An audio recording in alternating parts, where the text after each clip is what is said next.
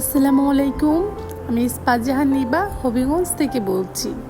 কাছে এবং দূরে, দেশ এবং দেশের বাহিরে যে যেখান থেকে আমার আজকে ভিডিওটা দেখছেন, আশা করি আল্লাহর অশেষ মেহেরবানিতে আপনি সকলেই ভালো আছেন। আল্লাহর অশেষ মেহেরবানিতে আমারও ভালো আছি। আমার নতুন একটা দিনে নতুন আরও একটা ডেইলি ব্লগ নিয়ে আপনাদের মাঝে হাজির হয়ে গেলাম। আশা করি আজকে ব্লগ ভিডিওটা আপনাদের কাছে ভালো লাগবে।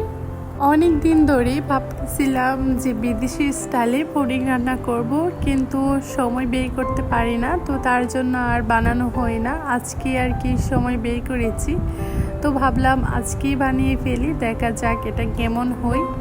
তো যেই কথা সেই কাজ, আমরা কিন্তু অলরেডি পুডিং আমি বানিয়ে নিয়েছি। এখন টেস্ট করা পালা যেটা কেমন হয়েছে।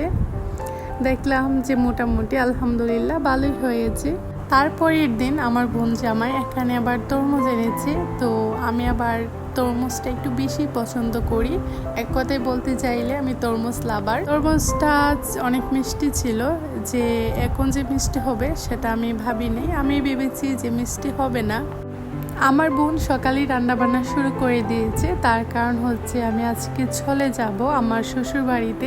অনেকদিন বোনের কাছে থেকেছি এবং অনেক সুন্দর সুন্দর কিছু মুহূর্ত কাটিয়েছি বোনের বাচ্চাদের সাথে, কিন্তু সব সময় তো আর একসাথে থাকা সম্ভব না। আমারও আমার লক্ষ্যস্থানে পৌঁছে যেতে হবে। তো আপা আবার তাড়াহুড়োর মধ্যে কিছু রান্নাবান্না করতেছে আমার জন্য, যেন আমি খেয়ে যেতে পারি। আমারও মনটা অনেক খারাপ, বোনকে ছেড়ে চলে যাব। আর আমি যখন এই বয়সটা দিতেছি তখন কিন্তু আমার চোখে তো অলরেডি পানি চলে এসেছিল, কারণ আপার সাথে অনেক সুন্দর সুন্দর কিছু মুহূর্ত কাটিয়েছি যেগুলো কখনো ভোলা সম্ভব না। তারপরে খাবার দাবার শেষ করে বোনের কাছ থেকে এবং বোনের বাচ্চাদের কাছ থেকে বিদায় নিয়ে আমি আমার লক্ষ্যস্থানে রওনা দিয়ে দিয়েছি। আমার সাথে কিন্তু আমার বোনের মেয়েকে নিয়ে এসেছি আমার শ্বশুর বাড়িতে, কারণ সে অনেক কান্না করতেছিল আমার সাথে আসবে। তো ফাইনালি আমার শ্বশুর বাড়িতে চলে এসেছি। আসার সময় কিছু গাছ দিয়েছিল আপা, সেই গাছগুলো এখানে আবার লাগিয়েছি। তো কিছু মানি প্ল্যান্ট এনেছিলাম আমি।